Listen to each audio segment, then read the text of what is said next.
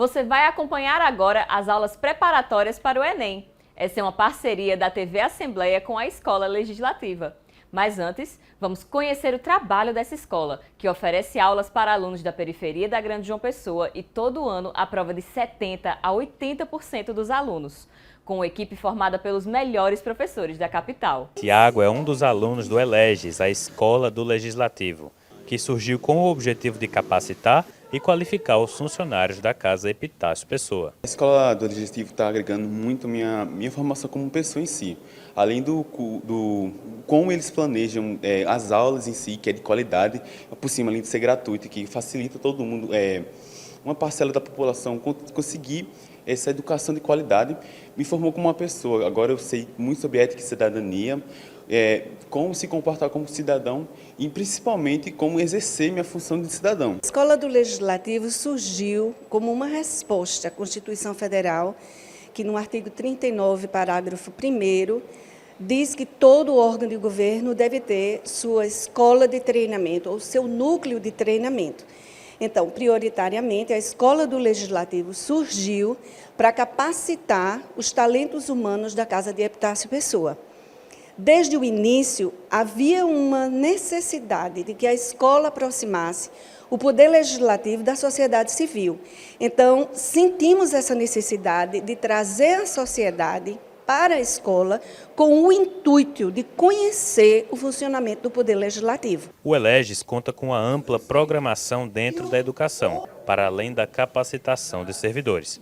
Cursos de línguas com inclusão cultural, desenvolvimento da pesquisa científica e cursinhos preparatórios para Enem, que estão sendo desenvolvidos tanto presencialmente como também em parceria com a TV Assembleia, contando com alto índice de aprovação. Aqui a gente tem uma educação de excelência, aqui nós temos uma formação voltada para a cidadania, para a prática cidadã, e nós temos também altos índices de aprovação. Então, nada mais importante, para a formação desses jovens que estão aí em crescimento, pensando no futuro, sendo o futuro, do que uma educação de qualidade. Além disso, a ELEGES conta com um sistema educativo baseado em pilares, como explica a coordenadora. A formação e a capacitação, tanto dos servidores da Casa de Epitácio Pessoa, como do público externo, com vários cursos de extensão universitária e formação, a produção do conhecimento com o grupo de pesquisa. Hoje, esse grupo de pesquisa está contemplando mais de 30 pesquisadores no Brasil todo. Agora, em abril, lançamos o primeiro e-book, parte dessa pesquisa científica, e vem aí o segundo. E a educação para a cidadania em si. Os alunos do cursinho pré-vestibular têm aulas de ética e cidadania comigo, e combina com a visita à Casa de Epitácio Pessoa, onde eles vão ver minuciosamente o processo legislativo. A ELEGES, premiada em 2017 pela Associação Brasileira de Escolas do Legislativo, continua trabalhando para formar cidadãos e fortalecer o poder legislativo. Fala, estudantes! Bora mergulhar no mundo da biologia? Então fica com a gente que a aula já vai começar. TV Assembleia, a Paraíba se enxerga aqui. Olá, tudo bem? Me chamo Diego Fischer, sou professor de Biologia e te convido para mais uma aula. O tema da nossa aula hoje é ecologia. E aí, dentro da ecologia, existem, certo? Vários assuntos que a gente pode abordar, ele de forma simples e fácil. Vem para cá. Nós vamos estudar cadeia alimentar. Quando a gente fala de cadeia alimentar, a primeira coisa que a gente tem que ter em mente é a transferência de energia. Ou seja, um organismo ele vai transferir energia para o outro. Mas de onde vem essa energia? A gente precisa saber. E aí eu trago para vocês aqui a imagem de uma cadeia alimentar, tá? Onde eu tenho vários seres vivos. Aqui eu vou ter a grama, o gafanhoto, o sapo, a cobra e a águia. Dentro de uma cadeia, a gente precisa, identificar os níveis tróficos. Níveis tróficos. Tá, Fischer, o que seria isso? O que são níveis tróficos? Níveis tróficos é a posição ocupada pelo ser vivo naquela cadeia alimentar. Então, por exemplo, vai existir o produtor. Nesse caso aqui, o produtor, ele é um ser autotrófico. Um ser autotrófico é aquele ser que ele tem alta capacidade de produzir o seu próprio alimento. Essa produção, ela pode ser através da fotossíntese e quimiossíntese. Porém, no exemplo que eu trouxe aqui para vocês, na cadeia alimentar, eu trouxe ali a grama. A grama é uma planta, tá? E ela tem alta capacidade de fazer fotossíntese. Então, ela é classificada como produtor. Então, ela é um produtor, porque ela tem alta capacidade de produzir seu próprio alimento, por isso que ela é classificada como autotrófica, tá? Através da fotossíntese. Dentro dos níveis existem os consumidores. Os consumidores, eles são classificados como heterotróficos.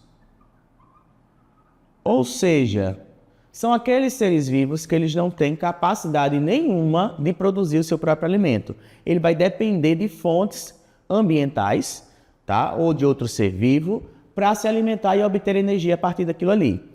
Aqui na cadeia alimentar, eu vou ter a planta como produtor, e aí eu vou trazer para vocês aqui, eu vou colocar aqui um P,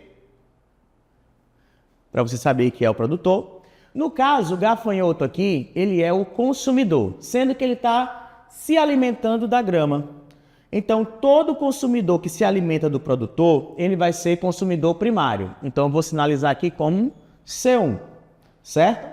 No caso aqui, eu vou ter o sapo se alimentando do gafanhoto, que é consumidor primário, então ele vai ser consumidor secundário, certo? A cobra está se alimentando do sapo. No caso, o sapo, como ele é consumidor secundário, a cobra vai ser consumidora terciária. E o gavião, no caso a águia, né, se alimentando da cobra, que é consumidora terciária, a águia aqui vai ser consumidora quaternária. Então, a partir de agora, a gente entende que os consumidores, eles podem ser primário, secundário, terciário, quaternário, dependendo da posição que ele vai ocupar na cadeia, tá? Então, se ele está se alimentando do produtor, ele vai ser consumidor primário, tá? E aí, sucessivamente.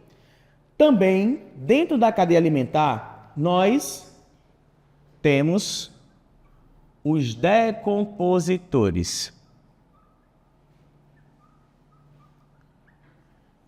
Os decompositores, eles são seres heterotróficos também. Heterotróficos. Tá, Fischer, mas qual é a diferença de um consumidor para um decompositor? Porque o decompositor, ele tem a capacidade de transformar a matéria. Como? Ele pega a matéria orgânica morta e transforma em matéria inorgânica, uma coisa que o consumidor não faz. O consumidor ele só faz se alimentar daquela matéria e obter energia a partir dali. Já os decompositores não, eles vão transformar a matéria orgânica em matéria inorgânica. Quem são esses decompositores? No caso aqui, nós temos fungos e bactérias. Na cadeia, olhando aqui para a imagem, a gente pode representar os decompositores aqui, ó. Por quê? Porque eles podem ser decompostos, os decompositores de qualquer organismo na cadeia. E aí a gente precisa entender que a cadeia alimentar, ela acaba que transferindo essa energia, e aí eu preciso ter em mente, por que a cadeia existe? Porque existe uma transferência de energia. Logo também eu entendo que essa transferência de energia, ela vai ser decrescente. Vou falar daqui a pouco para vocês sobre isso. Uma coisa importante, vamos lá. Observação. O fluxo de energia é decrescente.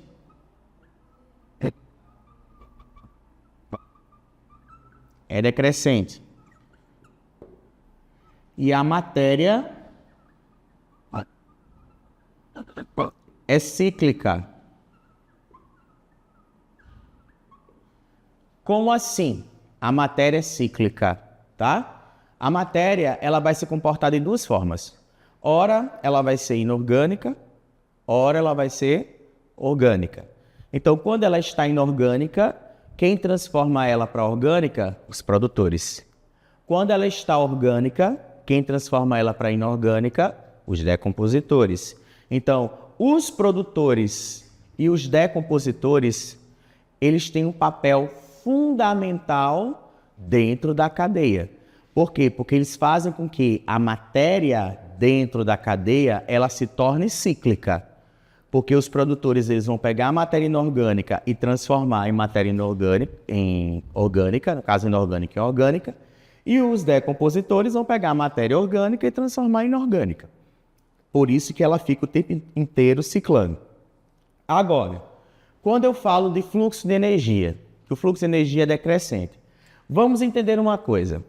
A grama aqui, ela é um ser produtor, por quê? Porque ela vai utilizar da energia solar, certo? E vai produzir, a partir da energia solar, energia orgânica, energia química, tá? A energia química em si. Então, ela produz energia aqui na forma de ATP, sendo que uma parte dessa energia ela vai consumir. Então, a energia que vai passar para o gafanhoto não vai ser a energia total produzida, vai ser a energia total produzida menos a consumida, porque o produtor aqui ele vai consumir energia, então vai haver perda de energia aqui, certo? Então, a energia que vai ser passada para o gafanhoto não vai ser a mesma que estava na grama. A mesma coisa o gafanhoto, ele vai consumir energia. Então, a energia que ele vai passar para o sapo não é a mesma, certo? Que ele tinha, porque ele vai consumir essa energia. Então, o sapo não vai adquirir 100% da energia. Ele vai adquirir uma parte dessa energia. A mesma coisa vai ser a cobra, porque o sapo vai consumir energia, a cobra não vai receber toda a energia dele e vai passar também uma parte para a águia, porque a própria cobra, ela também vai consumir essa energia. Então, a gente entende uma coisa, que quando a gente fala, certo? De transferência de energia dentro da cadeia, a gente precisa entender que a energia que é produzida, quando ela começa a ser transferida de um nível para outro, uma parte dela é consumida, certo?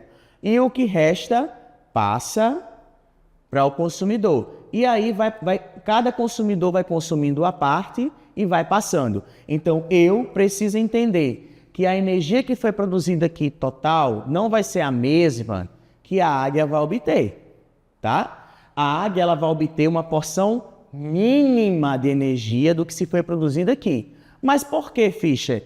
Porque ao longo da cadeia, os consumidores eles vão consumindo essa energia.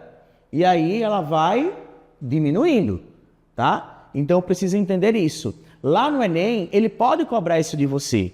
Ele pode cobrar da seguinte maneira, ele pode dar uma cadeia alimentar, pedir para que você identifique os níveis tróficos, que no caso aqui vocês têm produtor, consumidor e os decompositores, e ele fazer a seguinte pergunta, tá, o gafanhoto, ele apresenta mais energia do que a águia? Sim. Por que ele vai ter mais energia? Porque ele está mais próximo do produtor. Quem está mais próximo do produtor vai ter mais energia do que quem está mais distante.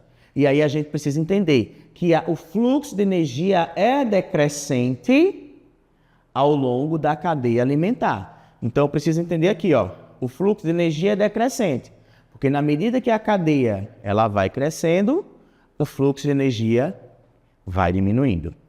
E a matéria, nós não vamos esquecer, ela fica o tempo inteiro ciclando, ela fica transformando. Ora ela vai estar inorgânica, ora ela vai estar orgânica e fica o tempo inteiro assim. Por isso que cada organismo dentro de um ecossistema, ele tem papel fundamental. E aí a gente precisa entender o meio ambiente dessa forma. O ser vivo ele não está ali por acaso, tá? Ele está ali porque ele tem uma finalidade, existe um papel. A sua existência ali é fundamental. Hoje nós ficamos por aqui com mais uma aula de ecologia e te espero na próxima aula. Até mais!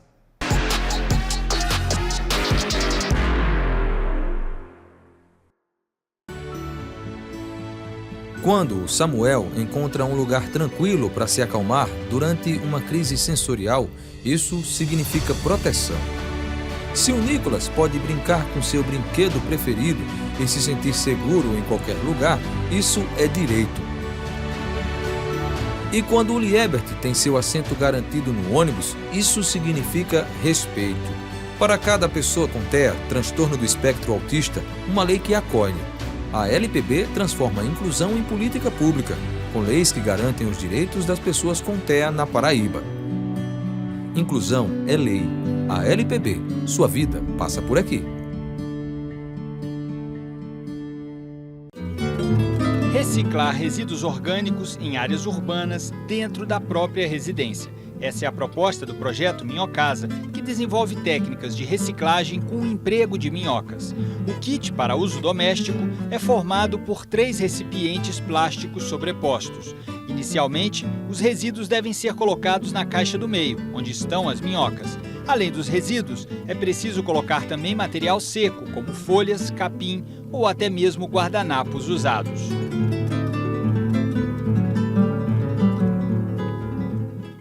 As minhocas se encarregam do serviço e, após alguns dias, 2 tipos de adubo são produzidos. O líquido, que sai pela caixa de baixo e pode ser usado para pulverizar plantas e jardins, e o humus de minhoca, disponível na caixa do meio, pouco tempo depois dela ficar cheia e as minhocas migrarem, por pequenos buracos, para a caixa de cima. Uma vez utilizado o humus da caixa do meio, a caixa de cima, já com minhocas e resíduos, desce, e a caixa do meio, agora vazia, volta para o kit na parte superior. Reciclar resíduos orgânicos domésticos nas próprias residências pode trazer vários benefícios. De um lado, estimula a produção de adubo a baixo custo para uso em canteiros e jardins. Do outro, se difundido em larga escala como política pública, pode reduzir o gasto com a coleta de lixo e com a construção e gestão de aterros sanitários.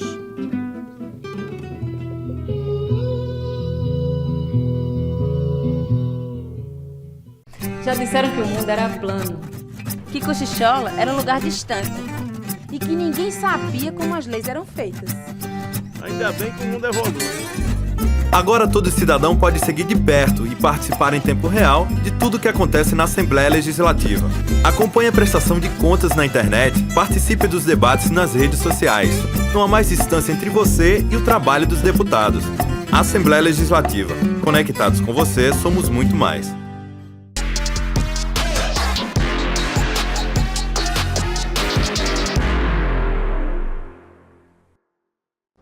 E aí, estudantes, quero ver todo mundo tirando nota alta na matéria de matemática. Então se preparem porque essa aula já vai começar. TV Assembleia, a Paraíba se enxerga aqui. Fala fera, tudo bem com vocês? Aqui quem fala com vocês é o professor Bruno Rafael, professor de matemática. E vamos aí, né? Dar continuidade nos nossos estudos, tá certo? Porque eu tenho certeza que vocês vão conseguir alcançar a nota tão sonhada, certo? Principalmente em matemática. Todo mundo aqui já me conhece, sabe que eu dou aula de matemática e a gente vai continuar. Lembrando, na nossa última aula aqui, nós falamos um pouco, né, sobre a parte de função exponencial, não é isso? Matemática financeira, que foram as aulas passadas, tá certo? O que é que acontece agora aqui? Nós vamos falar sobre trigonometria e eu vou fazer uma revisão geral aqui com vocês. Assim como eu falei sobre função exponencial, matemática financeira nas aulas passadas, fazendo uma breve revisão aqui também, certo? Para que nós possamos resolver as questões que envolvem a parte de trigonometria. Então vou fazer uma geral, tá certo? Bem aqui, e nós na próxima aula resolvemos as questões. Por quê? Nós não podemos entrar nas questões de trigonometria sem lembrar tá bom? Tanto das relações métricas, quanto nas relações trigonométricas no triângulo retângulo, quanto também, olha mesmo, trigonometria em triângulo qualquer, lei de seno, lei dos cossenos, tá certo? Então vem comigo aqui, vamos lá. O que é que acontece quando nós estamos trabalhando com trigonometria? Provavelmente, lá na hora da prova, vai ser dado para você uma contextualização e quando você faz todo um determinado trajeto, vamos dizer assim, dá um triângulo, tá certo? Esse triângulo ele pode ser ou não retângulo, mas a gente pode aplicar trigonometria nele, a depender, claro, aí da contextualização, tá certo? E a gente tem que lembrar. Vamos lembrar aqui, vamos entrar no início de tudo, que são as relações métricas, ou seja, relações métricas aqui, que vocês aprendem lá no 9º ano. Porém, eu vou dar uma dica aqui para vocês, tá certo? O que é que ele me diz aqui? Diz assim, olha, dado um triângulo retângulo, ou seja, eu tenho um ângulo de 90 graus. Vamos lembrar que um triângulo retângulo ele tem um ângulo de 90 graus, tá certo? A partir do momento que eu tenho esse triângulo retângulo aqui, percebam, ele é reto aqui, ou seja, forma um ângulo de 90 graus, e eu traço uma altura, tá bom? Bem aqui, percebam, eu divido esse meu triângulo retângulo, o todo, em dois triângulos menores agora, que são dois triângulos retângulos. Para encontrar um determinado lado desse triângulo, ele sendo retângulo, eu posso usar as relações métricas, tá certo? Só que entendam uma coisa, não é necessário aqui a gente também levar tudo isso aqui para o Enem, tá bom? Muitas questões do Enem a gente trabalha principalmente com o Teorema de Pitágoras. Vamos aqui entender uma coisa, eu tenho aqui um triângulo, onde ele é retângulo, tracei uma altura, então eu tenho um vértice A, B e C, e tem os lados, lado A, lado B e lado C, tá certo? O que é que ele me diz pelas relações? Eu consigo encontrar o lado desse triângulo através dessas relações aqui, são 5, olha mesmo. A primeira, essa é famosa, certo? A ao quadrado é igual a B ao quadrado mais C ao quadrado. Eu vou colocar aqui, olha mesmo, um asterisco, certo? Nessa relação. Por quê? É a que mais vai ser cobrado para vocês. Tá bom? Nas questões do Enem, na hora lá da prova, certeza que vai ser cobrado. Por quê? Essa relação aqui nada mais é do que o Teorema de Pitágoras, a relação de Pitágoras, certo? Então eu tenho, olha mesmo, hipotenusa ao quadrado é igual a cateto ao quadrado mais cateto ao quadrado. Um pouco de calma aí que eu vou falar muito mais sobre ela, tá certo? Aqui. Eu tenho uma segunda relação. Qual é a segunda relação? Que diz assim, B ao quadrado é igual a M vezes A. Tá aqui, segunda relação. Terceira relação, C ao quadrado é igual a N vezes A. Ou seja, C ao quadrado é igual a N vezes A. Quarta relação, H ao quadrado é igual a N vezes M. E a última relação é A vezes H é igual a B vezes C. Tá aqui. Como eu falei, muito cuidado. Por quê? Essa relação aqui, como tem um asterisco, é a relação de Pitágoras. Então ela é a mais cobrada, tá certo? E o que é que me diz essa relação? A gente vai aprofundar mais nela, certo? Nas outras. Aqui é mais para a gente fazer uma revisão, tá bom? Então o que é que me diz na relação de Pitágoras? Diz assim, hipotenusa ao quadrado é igual a cateto ao quadrado mais cateto ao quadrado. Aí eu trago para cá, na observação, tá certo? Porque eu coloco até aqui, né, Pitágoras, olha mesmo, Teorema de Pitágoras. A ao quadrado é igual a B ao quadrado mais C ao quadrado. Muitos alunos ainda, eles se enrolam um pouco, às vezes, quando a gente diz, hipotenusa, quem é hipotenusa? Vamos entender aqui e vamos sanar essa dúvida, tá bom? A hipotenusa nada mais é do que o lado oposto ao meu ângulo de 90 graus. E indo mais a fundo, a hipotenusa é o maior lado do meu triângulo retângulo. Então, olha mesmo, o ângulo de 90 graus está aqui, correto? Olha quem está oposto ao ângulo de 90 graus, o lado A, tá vendo?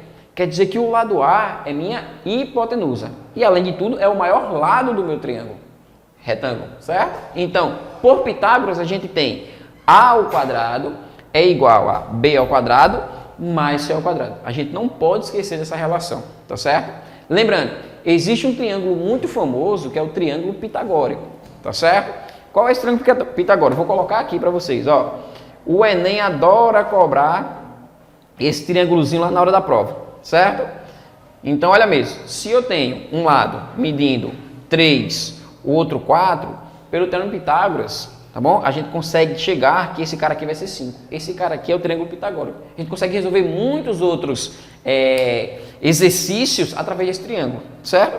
Então, provavelmente, mais à frente, quando a gente estiver vendo a parte de geometria plana e também geometria espacial, certeza absoluta que nós vamos trabalhar com ele lá na frente, tá certo? Então, eu tenho, olha mesmo, 3, 4, 5. Vem para a relação de Pitágoras e veja como é interessante isso aqui. Por quê? Ó, eu tenho a hipótese como sendo 5. Foi o que eu falei aqui, né? Há uns minutos atrás. O que é que eu disse? Disse que o maior lado do meu triângulo retângulo é minha hipotenusa. E olha a hipotenusa aqui, valendo 5. Então segura, tá certo? Esse cara aqui, famoso triângulo pitagórico. Claro que eu posso ter os múltiplos dele aqui, a gente vai ver isso mais à frente. Fechou? Então olha mesmo, fizemos uma revisão aqui, básica, sobre relações métricas. E só afirmando de novo, cuidado, tá certo? Com a relação de Pitágoras. Hipotenusa ao quadrado é igual a cateto ao quadrado mais cateto ao quadrado, tá certo? Vem comigo, vamos andando aqui. Olha onde a gente chegou agora. Trigonometria no triângulo retângulo, não é isso? Então é que só faltou o no triângulo retângulo. Gente, no triângulo retângulo. Preste atenção aqui. Esse ângulo aqui é um ângulo de 90 graus. Ele está me dizendo que o triângulo ele é retângulo. Além de ele estar me dizendo que o triângulo é retângulo, ele me dá a hipotenusa, não é isso? Que é o oposto aí, certo? Só que existem algumas relações trigonométricas que o Enem cobra, que é as relações de seno, cosseno e tangente. A gente tem aqui que levar isso para a prova, porque certeza que vai ser cobrado para vocês, tá certo? Lá essas relações. Ó, dado um triângulo retângulo, tá bom? Eu tenho os lados dele como sendo A, B e C. Eu tenho, agora vamos entender aqui, ó, as relações seno, cosseno e tangente. Você não vai esquecer mais disso aqui, tá bom? Seno, cosseno e tangente. Ó, cuidado com o ângulo que ele vai dar para você. É aí onde você tem que só botar um pezinho atrás, para você saber quem é seno, cosseno e também quem vai ser a tangente do ângulo, tá bom? Por quê? Esse ângulo aqui é um ângulo de 90 graus, porém, o ângulo que vai ser dado para você, ele pode ser modificado de lugar. Ele pode ser dado aqui ou aqui. E com isso a estrutura muda, certo? Das relações. Por exemplo, olha mesmo. Se por um acaso o ângulo que você estiver trabalhando lá na hora do exercício, da questão, for esse ângulo aqui, que é dado para você, lembre-se, esse ângulo aqui só está dizendo que o triângulo ele é retângulo, tá certo? O ângulo a ser dado para você, que vai ser um determinado ângulo alfa, pode ser esse ou esse. Ele modifica a minha estrutura. Por quê? Dá uma olhada. A minha hipotenusa não muda. É o maior lado do meu triângulo, oposto ao ângulo de 90 graus. Porém, aqueles catetos oposto e adjacente, ele pode mudar, tá certo? A depender de onde o ângulo for dado. Lembre-se, cateto adjacente é onde está próximo do ângulo. O oposto é quem está oposto ou distante do ângulo que for dado para você, tá certo? Olha mesmo. Aqui agora eu tenho um cateto, não tem? Mas se o ângulo for dado aqui, olha que interessante, esse cateto vira cateto adjacente. Hipotenusa é ela e acabou. Certo? Mas se o ângulo, e esse aqui é o oposto, mas se o ângulo, ao invés de ser dado aqui, for dado aqui, olha mesmo, esse cara agora vira cateto oposto, esse cara vira cateto adjacente. Para a gente poder colocar aqui nas relações. Percebam, eu nem coloquei quem são os lados, tá vendo aqui? Porque a gente tem que saber quem vai ser os catetos, aqui oposto e adjacente, para poder colocar nas relações. Eu tenho aqui agora, olha mesmo, o lado C como sendo cateto adjacente. Esse B agora como sendo cateto oposto. Então, se eu quero a relação do seno, vamos lembrar aqui, eu tenho cateto oposto sobre hipotenusa. Vamos olhar para esse triângulo aqui. O ângulo dado foi esse, tá certo? Ó, bem aqui. Então, agora eu tenho cateto oposto. Quem é meu cateto oposto? É B. Se o ângulo tivesse aqui, esse cara seria cateto adjacente. Só um cuidadinho aí, tá certo? Então, eu tenho aqui agora, ó, cateto adjacente esse cara, cateto oposto B. Então, o seno de alfa é cateto oposto sobre hipotenusa. Quem são os lados? Vamos lá. Cateto oposto B, olha mesmo, lado B, sobre minha hipotenusa. Quem é a hipotenusa? A. Certo? Então, eu tenho B sobre A, nesse momento. O cosseno é cateto adjacente sobre hipotenusa. E aí eu tenho a razão. Cateto adjacente, quando eu olho para cá, ó, quem está próximo do ângulo dado? É o lado C. Então, é C sobre minha hipotenusa. Perceba, a hipotenusa não muda. A hipotenusa é A. Então, C sobre A. E a tangente, bem aqui, ela é cateto oposto sobre cateto adjacente. Quem é o cateto oposto nesse momento? B. Quem é o cateto adjacente? C. Então, aqui eu tenho as relações. Olha mesmo. Todas bem bonitinhas aqui para vocês. Nesse primeiro momento, eu quero que você só tenha cuidado com o ângulo, para não errar, tá bom? Outro ponto que eu vou dar, outra dica que eu vou dar. Falei aqui entre essas relações que a mais aplicada, a mais cobrada é a relação de Pitágoras, não é isso? E que vai cair na prova de vocês, certeza lá. Que é essa aqui, hipotenusa ao quadrado é igual a b ao quadrado mais c ao quadrado. Porém, vamos lá, aqui também a gente tem, certo? Um certo apreço, tanto pelo seno quanto pela tangente. A maioria das questões elaboradas, não é que eu estou prevendo. Tá bom? O professor disse que só cai seno e tangente. Não, pode cair cosseno também. Mas, assim, as questões como um todo, quando você pega como um todo e começa a resolver, você consegue perceber que a aplicação do seno e da tangente é gigantesca comparada à do cosseno. Então, na maioria das questões, o elaborador sempre pede para a gente aplicar seno ou tangente, tá certo? Dá uma olhada aqui, ó, que também a gente tem uma dicasinha importante. Qual? É a tangente. Se por um acaso você estiver lendo a questão e conseguir perceber o triangular retângulo e ter que aplicar uma das relações trigonométricas, se você perceber que não trabalha com a hipotenusa, já dá uma olhadinha na tangente. A tangente é a única relação, olha mesmo, que não está trabalhando com a hipotenusa, perceberam? Eu tenho seno, cateto oposto sobre hipotenusa, cosseno, cateto adjacente sobre hipotenusa, olha a minha tangente, pô. É cateto oposto sobre cateto adjacente, não trabalha com a hipotenusa, certo? Então fica essa diquinha aí para vocês. E aí a gente vem andando para cá. Ó, eu tenho aqui agora a famosa tabela, né? Muitos gostam, muitos temem essa tabelinha aqui, porque às vezes não lembra, né? Essas relações aqui, que são esses ângulos, são os ângulos notáveis, percebe, 30, 45, 60, são importantes demais para na hora da prova. Eu até brinco com os alunos e digo, olha, se você não gosta, não lembra, faz uma tatuagem para levar para a prova. Não é isso? Eu sempre brinco com eles. Então, essas relações são importantes para a gente poder resolver. Porque esses ângulos aqui, quando vem sempre ângulos de 30, 45, 60. Mas, professor, se vier ângulos diferentes, vamos com calma que eu vou chegar aí. Se vier um ângulo de 70, calma, tá certo? Vamos lá.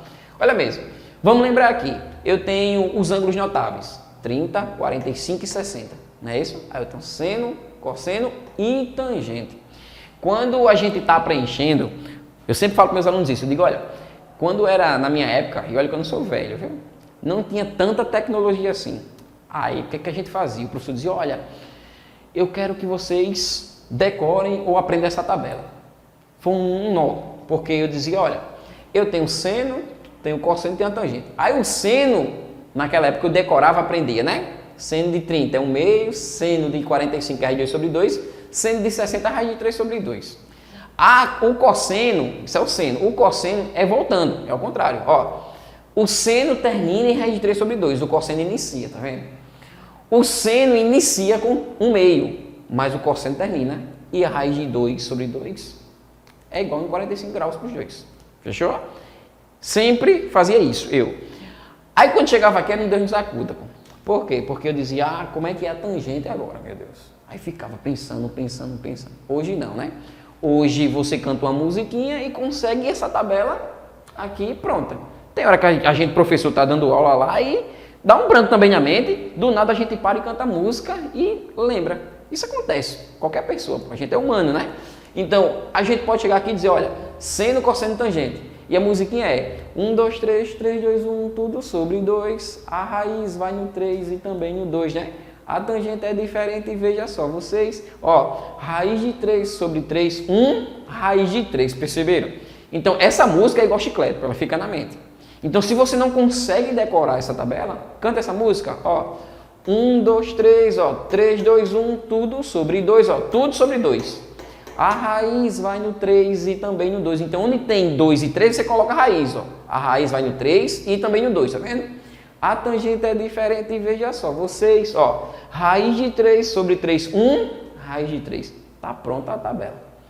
Lembra dessa música, tá certo? Ficou chiclete. Se você colocar aí na internet, vai ter ela no ritmo gospel, no ritmo samba, no pagode, tem de todo jeito. Forró, tá certo? Essa música e você consegue lembrar dessa tabela. Só que perceba uma coisa. Os ângulos são 30, 45 e 60. E aí você pode me perguntar, professor, e se vier um ângulo de 70 graus? Né? Lá na hora. Certeza absoluta que a prova vai lhe dar. Seno de 70, cosseno de 70, tangente de 70 é tanto. Por quê? Nós temos o círculo trigonométrico de 360 graus. Já imaginou a gente saber seno, cosseno e tangente de 360 graus, ou seja, de 1, 2, 3, 4 até 360? Inviável, né? Não é isso aqui? Aqui você tem que saber. Mas se vier seno de 70, né? Seno de 80, seno de 100, lá vai ser dado para você, tá certo? Os valores aproximados, tudo bem? Porém, entenda uma coisa. Existe aí outras relações. Quando eu estou trabalhando, por exemplo, no círculo trigonométrico, você, aluno do terceiro ano, não sei se você está trabalhando ou não com círculo trigonométrico, agora mais. Quando você trabalha no círculo trigonométrico e você está no segundo quadrante, você pode reduzir para o primeiro, não pode? A gente não consegue fazer redução para o primeiro quadrante? Consegue. São os mesmos ângulos, não é isso? Lá, aí quando a gente faz a redução, e a gente tem uma redução para o primeiro quadrante. Porém, aqui não vai ser necessário isso. A gente tem uma formulazinha, tá certo? Para alguns ângulos. Porque você diz, professor, mas eu estou vendo o ângulo de 70, eu posso colocar um de 70 tanto mais tanto. Beleza, porque você faz a soma dos arcos, não é isso? Esquece aqui agora nesse momento, porque o Enem não cobra essa parte de soma dos arcos. Certo? Vem aqui, ó, olha mesmo, que a gente trabalha com a fórmula em si. Que ele me diz assim, ó, seno de alfa é igual a seno que multiplica 180 menos alfa. Exemplo, ó, seno de 120. Eu consigo encontrar o seno de 120. Seno de 120 nada mais é, ó, do que o seno de alfa é igual a seno de 180 menos alfa. Seno de 120, troquei, é igual ao seno de 180 menos alfa, ó, que é 120. Ou seja, o seno de 120 é igual ao seno de 60. Então é bom ficar esperto, tá bom? Isso aí. Quando ele pede lá, olha mesmo, seno e cosseno de 120, seno e cosseno, perceba, de 135, quando eu faço a diferença de 180 menos 135 dá 45, não é isso? Bateu. E quando também ele faz o seno de 150 ou cosseno de 150. Percebam, 180 menos 150, 30. Então, muito cuidado, tá certo? Nesses três ângulos aí que foram dados para vocês, porque a gente pode usar a fórmula. A fórmula do seno é essa. A fórmula do cosseno é idêntica. Porém, o cosseno ele tem um menoszinho aqui, ó. Esse menos, eu só falar assim bem rápido, ele aparece por conta das reduções. Quando você sai de um segundo quadrante para um primeiro, no cosseno, sai de um valor negativo para um positivo. Aí, sinais, né? Mais por menos a menos, certo? Mas é o mesmo raciocínio. Se eu quisesse, por exemplo, aqui, ó, o cosseno de 120 também, mesmo raciocínio, fica igual a menos, ó, cosseno de 180 menos 120, certo? Então eu tenho cosseno de 120 como sendo menos cosseno 180 menos 120, 60, não é isso? Quanto é que é o cosseno de 60? Tá aqui, ó. Cosseno de 60 é o meio. Quer dizer, então, que o cosseno de 120 é igual a menos o meio. Esse menos é da fórmula, perceberam? Tá aqui, ó. Aqui não precisa, porque você sai de um lado positivo para um positivo também. Mas, ou seja, o seno, ó, de 120 é igual ao seno de 60. Quanto é o seno de 60? Raiz de 3 sobre 2. Tá vendo? Raiz de 3 sobre 2. Certo? Isso vem por conta de quê? Das reduções ao primeiro quadrante. Fechou? Então, muito cuidado aí. Essa aula a gente está falando, né? Um bocado, não é isso? Ó, mas a gente também está fazendo uma revisão completa de trigonometria. Relações métricas, trigonometria no triângulo retângulo. E olha mesmo, agora, trigonometria em um triângulo qualquer. Como assim, professor, um triângulo qualquer? Porque a gente está trabalhando com trigonometria no triângulo retângulo, perceberam? Então a gente está especificando no retângulo. Aqui é no triângulo qualquer. E aí eu tenho a famosa lei dos senos, lei dos cossenos. Tá certo? Bem aqui. Então, se você perceber que o triângulo ele não é retângulo e tem que se usar trigonometria, dá uma olhada aí, lembra de lei dos senos e lei dos cossenos. Tá aí, na prova passada do Enem, eles cobraram lei dos cossenos lá, uma questãozinha, que era até da bússola, né? Que se tinha para você se localizar, que foi uma pessoa que saiu no barco, se localizar, você tinha que aplicar a lei dos cossenos, tá certo? Ali. Então, se de novo não for retângulo, que eu estou especificando, lei dos senos, lei dos cossenos. O que é que me diz na lei dos senos? Vamos lá. Ó, dado um triângulo, certo? Qualquer, aí, ele me diz que eu consigo encontrar um lado, ou seja, uma distância, tá bom? Desse triângulo através de uma proporcionalidade, ou seja, igualdade entre razões, igualdade entre frações. Aí ele me diz, ó, A sobre seno do seu ângulo oposto, certo? É igual a B sobre seno do seu ângulo oposto, que tem que ser igual a C sobre seno do seu ângulo oposto. Eu consigo encontrar o lado, certo? Desse triângulo. Porém, vamos lá, vamos com calma aqui. Ele me dá aqui a proporcionalidade entre os três lados. Não é necessário você usar os três lados, tá bom? Ele vai dar um lado lá e para você encontrar o outro, você só usa a proporção entre os dois. Eu coloquei aqui os três para você entender que funciona com os três lados, tá certo? E uma das dicas que eu vou dar para vocês é, anotem aí, agora não vou nem escrever, ó. Se ele der para a gente, ó, dois ângulos e um lado, isso aí é chamado de lei dos senos, certo? Vou ter que aplicar aqui. Claro que a gente daqui a pouco vai fazer aqui umas questões, tá bom? Aplicando. Mas escreve de novo, ó. Se ele der pra gente, certo? Dois ângulos e um lado, lei dos senos. Porque tem momento que você olha assim e diz, o que é que eu vou ter que aplicar? É lei dos senos e lei dos cossenos aqui. Então leve isso aí, tá certo? Já na lei dos cossenos, olha mesmo, já vou dar a dica já direto também para você anotar. Ele vai dar para você dois lados e um ângulo formado por esses lados. Se por um acaso ele der dois lados e esse ângulo for formado em um outro lado, tá certo? Você pode aplicar também a lei dos cossenos, só que tenha muito cuidado. Por quê? Olha o que ele me diz aqui, ó, na lei dos cossenos. Parece um trava-língua isso aqui, mas quando você começa a resolver questões envolvendo lei dos cossenos, sai de maneira rápida, tá certo? Ele me diz assim pela lei dos cossenos, ó. Eu vou pegar o lado que ele quer, nesse primeiro momento. Eu coloquei aqui as três fórmulas, mas não precisa. Com um só você já consegue compreender. Ó, eu vou pegar o lado que ele quer, eleva ao quadrado, igual aos lados que ele me deu, porque aqui ele me deu B mais C, tá certo? Porque o desconhecido vai ser esse cara, nesse primeiro momento. B ao quadrado mais C, menos 2, vezes os dois lados que ele me deu, vezes, olha agora, ó, o cosseno do seu ângulo oposto ao lado. Então, se eu quero, ó, encontrar esse lado, o ângulo oposto a ele é esse cara, tá vendo? Então, é cosseno dele. Isso se repete nos outros lados. Mesmo raciocínio, não muda em nada. Vamos lá. Eu quero esse lado encontrar, tá aqui, ó. Aí eu coloco ele ao quadrado. Ele vai me dar esse cara e um ângulo formado por eles dois, ó. A ao quadrado mais C ao quadrado menos 2 da fórmula A vezes C vezes o cosseno do seu ângulo oposto. Olha mesmo. O cosseno desse cara aqui agora, certo? E isso também se refere a C, mesmo raciocínio. Eu quero agora o lado C, tá aqui, ó. Então eu tenho os lados B e A e um ângulo formado entre eles. Então fica C ao quadrado é igual A ao quadrado mais B ao quadrado menos 2 da fórmula A vezes B vezes o cosseno do seu ângulo oposto, ó, que é o cosseno de quem? De C, certo? Então nós fizemos agora uma revisão de trigonometria. Olha mesmo, isso aqui você vê no 9º ano, não é isso? Isso aqui agora você já vê no primeiro ali e segunda série, né? 2º ano do ensino médio. Percebam que na terceira série você faz a revisão geral, é o que a gente fez aqui agora. A gente fez uma revisão geral de trigonometria, para que nós possamos agora resolver as questões, tanto do Enem quanto de qualquer outro vestibular, tá certo?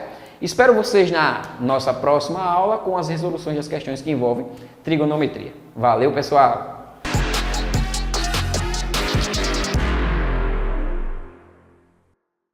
Augusto Carvalho Rodrigues dos Anjos, 12 de novembro de 1914, 12 de novembro de 2014, 100 anos da morte do poeta do eu, identificado muitas vezes como simbolista ou parnasiano.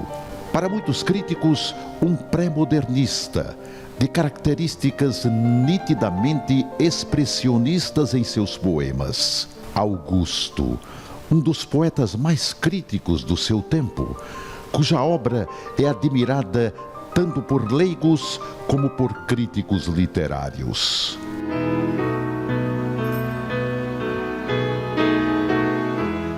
No tempo de meu pai, sob estes galhos, como uma vela fúnebre de cera, Chorei bilhões de vezes com a canseira de inexorabilíssimos trabalhos. Hoje, esta árvore de amplos agasalhos guarda como a caixa derradeira o passado da flora brasileira e a paleontologia dos carvalhos. Quando pararem todos os relógios de minha vida e a voz dos necrológios gritar nos noticiários que eu morri, voltando à pátria da homogeneidade, abraçada com a própria eternidade, a minha sombra há de ficar aqui.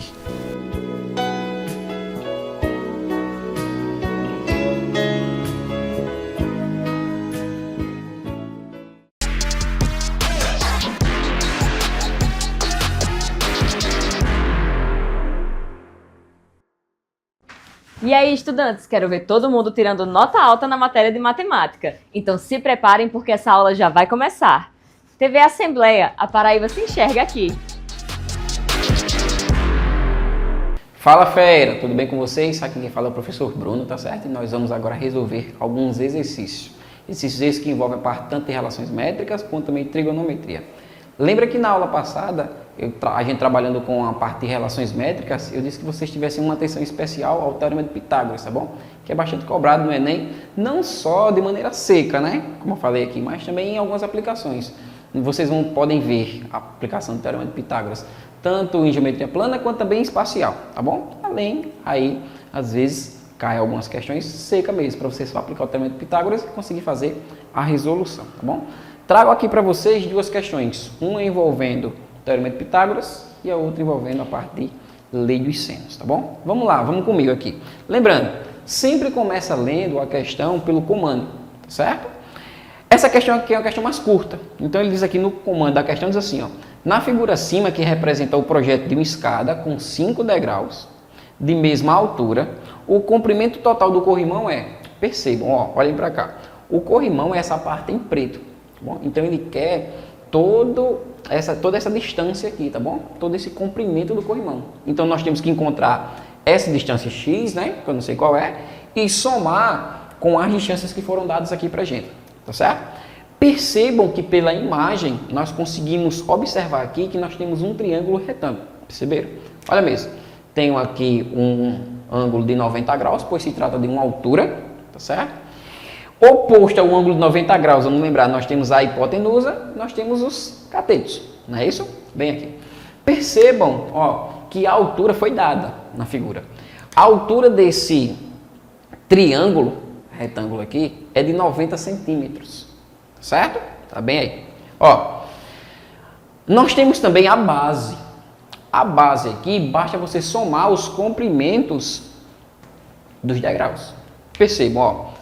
24, 24, 24, 24, 24. Tá tudo em centímetros, tá bom, gente? Eu não coloquei mais aqui para não ficar bem apertadinho aqui para vocês visualizarem melhor. Ó, 24, 24, 24, 24, 24. Ou seja, eu tenho o comprimento aqui de minha base desse triângulo como sendo 120 centímetros. Já estou em centímetros, certo? 5 vezes 24, 120. Percebam, então, que eu tenho um triângulo retângulo. Bem aqui. Onde eu tenho, ó, trazendo para cá, tenho aqui uma altura, né, de 90 centímetros e tenho a base como sendo de 120 centímetros, certo? Bem, nós podemos aplicar Pitágoras para descobrir qual é o tamanho desse corrimão, dessa parte do corrimão e depois, ó, somar, certo? Então aqui eu posso aplicar também uma parte que a gente vai ver mais à frente, um triângulo pitagórico, para resolver de maneira rápida. Porém, eu vou querer trabalhar com vocês aqui também algumas propriedades de radiciação, certo? Para você resolver de maneira mais rápida. O que é que acontece aqui? Ó, eu tenho hipotenusa ao quadrado, não é isso? É igual à soma dos outros catetos, cada um ao quadrado. Então eu tenho 90 ao quadrado mais 120 ao quadrado, não é isso? Percebam que os números terminam com 0. Então a gente só eleva o valor e depois acrescenta 2 zeros, para ser de maneira mais rápida. Então, ó, 90 ao quadrado, para você fazer 90 vezes 90, né? Não. 9 ao quadrado, quanto é? 81. Então, eu tenho aqui, ó, x ao quadrado é igual a 81, repete 2 zeros. Mais, olha mesmo, 120 ao quadrado, mesmo raciocínio, 12 ao quadrado, 144. Repete os 2 zeros. Ó. Olha aí, como foi rápido, tá vendo? Então, eu tenho x ao quadrado é igual. Quando eu fizer a soma, aqui, percebam, vai dar 22.500, essa soma. Passo para lá, raiz, não é isso? Então, raiz, ó, de 22.500, porque esse cara estava ao quadrado, passa para lá a operação inversa, a raiz. Percebam que eu tenho agora a raiz de 22.500. O que é que a gente vai fazer aqui agora? Para a gente não ficar tentando, né? Tentando o tempo inteiro para encontrar essa raiz, vamos aqui abrir ela, tá bom? De que maneira? 22.500 eu posso dividir como sendo uma multiplicação. Olha mesmo. X vai ser igual a raiz de, ó, 225 vezes 100, perceberam? Eu posso abrir em duas. Aqui, raiz, de maneira simples, ó.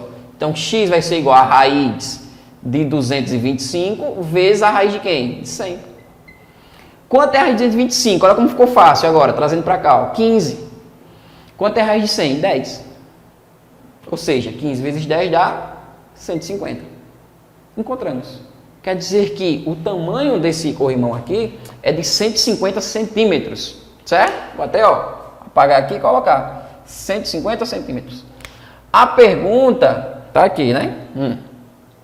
O comprimento total do corrimão é igual a... Percebam que está em metros, tá vendo as alternativas? E lá está em centímetros, tá bom? E a gente encontrou também aqui em centímetros. Basta fazer a soma, né? Ou seja, você somar 30 mais 150 mais 30. Ou seja, 150 mais 60, que dá quanto? 210. Então, eu tenho 210 centímetros. Eu quero transformar para metros. Lembrando, quando eu faço a transformação, vamos fazer da maneira mais simples possível. Eu tenho que fazer a divisão. Lembre-se, ó, eu tenho metro, eu tenho decímetro e tenho o centímetro. Então, eu tenho que transformar tudo para metro. Então, quando eu, ó, vier de centímetro para decímetro, eu vou ter que dividir por 10, não é isso? Lembre-se. Então, aqui eu vou pegar o 210, ó, dividir por 10. Percebam, ó, foi embora 0 com 0, então eu tenho 21 decímetros. Só que eu quero em metros, fechou? Ou seja, eu vou ter que dividir de novo por quanto? Por 10. Ó, dividindo por 10, perceba, como eu tenho uma divisão por 10 aí, basta eu andar com a casa uma vírgula, não é isso? De trás para frente. Então, eu tenho aqui 2,1 metros. Então, quer dizer que o corrimão aí tem um comprimento total de 2,1 metros. Percebam, a aplicação do Teorema de Pitágoras. Certo? Bem, aqui, aplicação pura, né? Diz, ó, tá aqui, aplica o Teorema de Pitágoras e pronto. Mais à frente vocês vão ver que as aplicações aqui, ela é gigantesca, ela pode ser feita na geometria plana, geometria espacial, tá certo? Em algumas questões que nós vamos fazer mais à frente. Fechou? Vem comigo, vem para essa aqui agora, ó. Para a questão 2. Questão 2 já tem um texto, né, gigante, diferente dessa aqui, que é uma coisa mais rápida, tá certo? E lembrando, sempre começa pelo comando da questão, que diz assim, ó, a menor distância do barco até um ponto fixo será, né? O ponto P será aqui, que ele é fixo, tá aqui o ponto P. Fechou? Agora vamos ler, né? A questão, porque a gente não consegue resolver apenas com o comando dela, que diz assim, ó, para determinar a distância de um barco até a praia, um navegante utilizou o seguinte procedimento. A partir de um ponto A, mediu um ângulo alfa, ou seja, ó, ele está aqui, nesse ponto, certo? E mediu um ângulo alfa, está aqui, certo? Fazendo mira em um ponto fixo P, ou seja, mirando nesse ponto aqui, da praia. Aí ele diz, mantendo o barco no mesmo sentido. Então, ó, o barco está nesse sentido, eu até coloquei aqui, barco. Aí ele diz, ele seguiu até um ponto B, de modo que fosse possível ver o mesmo ponto P, ou seja, ele está aqui agora, da praia. No entanto, sob um ângulo de 2 alfa. A figura ilustra a situação. Tá aqui, ó. Quer dizer, então, que ele estava aqui, vamos interpretar, e ele disse que observou esse ponto P, formando um ângulo alfa, certo? Só que ele seguiu. Ele disse, ó, vou seguir até um ponto B. E ele olhou para o mesmo ponto, que é um ponto B, P. E ele diz que esse ângulo formado é um ângulo de 2α. E vai prosseguir com o barco. Suponha que o navegante tenha medido o ângulo alfa de 30 graus. Opa, então quer dizer, ó, já vou até mudar aqui, ó, que esse ângulo alfa é um ângulo de 30 graus. Fechou? E ao chegar ao ponto B, verificou que o barco havia percorrido uma distância, AB, 2.000 metros. Quer dizer, então, que essa distância aqui é de 2.000 metros. Vou colocar, né? São informações. Com base nesses dados e mantendo a mesma trajetória, a menor distância do barco até o ponto fixo P será... Gente, aqui era o ângulo alfa, que é 30 graus. Como aqui é 2α, ou seja, é 2 vezes 30, concorda? Então esse ângulo aqui é um ângulo de 60 graus. Fechou? Olha o que ele pede aqui, ó. A menor distância do ponto P até o barco. Lembrando, o barco ele segue essa trajetória. A menor distância possível entre dois pontos é isso mesmo, uma reta. Então quer dizer que a menor distância possível entre o barco e o ponto P aqui vai ser essa reta aqui, ó. Certo? Será essa reta. Onde essa reta também é uma altura, então forma um ângulo de 90 graus. Então eu tenho um triângulo retângulo. Perceberam? Só que, vamos lá. Eu quero aplicar trigonometria no triângulo retângulo aqui. Eu não vou conseguir encontrar essas distâncias. Por quê? Ó? Eu não tenho esse tamanho, não tenho esse, muito menos esse. Pô. Então, os três lados do triângulo eu não tenho nenhum dos três tamanhos. Porém, me deu uma informação aqui importante, né? Que essa distância entre A e B é de quantos metros? 2.000 metros. E a gente vai usar a geometria básica. Por quê? Ó, lembrando, esse ângulo aqui é de 60, certo? Percebam, se eu completar esse ângulo de um lado ao outro aí, eu tenho um ângulo de 180 graus. Então quer dizer que, se esse ângulo aqui vale 60, aqui vai valer quanto? 120. Certo? 120 graus. A soma dos ângulos internos de um triângulo é sempre de quanto? 180 graus. Então aqui eu tenho, ó, 30 mais 120 dá 150. Falta quanto para 180? 30, não é isso? Então esse ângulo aqui é de 30. Por que eu fiz isso? Porque eu consigo descobrir esse tamanho aqui, ó. Certo? Essa distância. Desse ponto B até o ponto P. Agora vamos lá. Dá uma olhada que nesse triângulo aqui ele não é retângulo. Então eu não vou conseguir aplicar trigonometria no triângulo retângulo. Aí, já que ele não é retângulo, eu quero descobrir esse tamanho aqui. Para poder sim aplicar trigonometria aqui. Certo? Então a gente pode fazer de diferentes maneiras. Pô. Tem uma maneira mais rápida aí que eu vou explicar, né? Cujo, olha mesmo. Se esse tamanho aqui é de 2.000, olha como fica simples agora. Se esse tamanho aqui é de 2.000, e eu tenho que esse ângulo é de 120 graus, o lado oposto a esse ângulo é também o maior lado do meu triângulo. E ainda vem, ó, uma coisa muito mais forte. Esse triângulo aqui, ó, 30 graus e 30 graus, como esses ângulos aí, eles são iguais, esse triângulo aqui, eu posso afirmar que ele é isósceles. Então, quer dizer que, sem conta, olha mesmo, se esse tamanho aqui é de 2.000 metros, aqui também vai valer 2.000 metros. Ó, então aqui vale 2.000 metros. Também. Lembrando, esse lado é oposto ao ângulo, 120, que é o maior ângulo, então esse lado é o maior. Mas, professor, eu quero aplicar a lei de sênus, não tem problema não, bom, vamos lá. Olha mesmo, eu quero descobrir esse lado aqui, certo? Como é que é a lei de sênus? Ele me diz aqui, lado sobre seno do seu ângulo oposto. A gente não vai se complicar. Vamos pegar o lado que ele me deu, que é quanto? 2.000. Sobre seno do seu ângulo oposto, pô. Lembre-se, oposto, seno de quanto? 30. Seno 30. É igual ao lado que eu quero, que é esse cara aqui, não é isso? Ó, vou só apagar aqui, tá bom? Ó? Você já sabe que é 2.000, ó, que é esse lado aqui, fechou? Sobre seno do seu ângulo oposto, pô. Ou seja, x sobre seno do seu ângulo oposto, que é seno de quanto? De 30. Eu não vou precisar, olha mesmo, nem saber quanto é que é seno de 30 ali. Precisa não, certo? A gente sabe que é um meio, precisa. Por quê? Ó, isso deu uma equação de primeiro grau, basicamente. Esse seno de 30 está dividindo, não é isso? Passa para lá o quê? Multiplicando. Bom. Então eu tenho, ó, 2.000 vezes o seno de 30 sobre seno de quanto? 30. Pô. Ou seja, isso aqui é igual a x. Ó, seno de 30 vai embora com seno de 30. X vale quanto? Precisava disso tudo? Não, ó. Tá vendo? Então a gente conseguiu descobrir aqui que x vale 2.000, mas a gente sabendo que esse triângulo ele é isósceles, sabia também que esse cara aqui valia 2.000. Fechou? Pronto. Então agora a gente vai aplicar, ó, trigonometria no triângulo retângulo. Por quê? Vamos lá. Sabemos que esse ângulo é um ângulo de 60. Fechou? Ângulo de 60. Eu quero a altura, que eu vou chamar de H, para não chamar de X de novo. Porém, nós descobrimos a hipotenusa, que é quanto? 2.000. E aí vem exatamente uma daquelas minhas frases que eu falei para vocês. Olha, dá uma atenção especial para o seno e para a tangente, que eles são bastante cobrados. Quem é o seno? É o quê? Cateto oposto sobre hipotenusa. A tangente, quem é? Cateto oposto sobre cateto adjacente. E o cosseno? Cateto adjacente sobre hipotenusa, não é isso? Só que vamos lá, vem para cá. Ó. O ângulo de 90 graus está aqui. Fechou? O ângulo de 90 graus está aqui. Eu estou trabalhando com a hipotenusa. Então não tem como ser tangente. Concorda? Então vou ter que aplicar quem? Esse cara é cateto o quê? Oposto. Ó. Esse cara aqui é cateto adjacente. Vou aplicar o seno. Pô.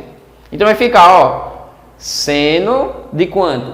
De 60 é igual a cateto oposto sobre hipotenusa.